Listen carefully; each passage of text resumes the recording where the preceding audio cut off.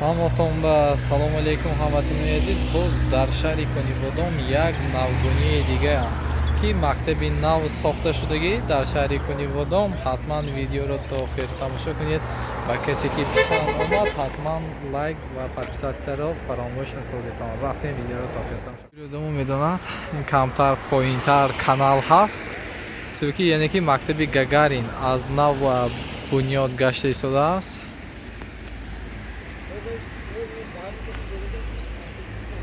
Ҷа мактабон мана нав сохта истод. Ҳозир айни ҳол полниси буд нев хай камтар барои шумо пешкаши шумоён гардонам гуфтам дӯстони азиз.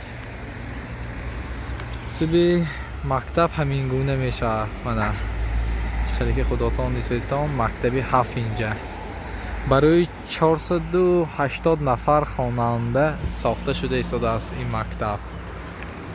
дӯстони азиз, аз шумо дастгирӣ ин буд камтар маълумот дар бораи Кунибодом.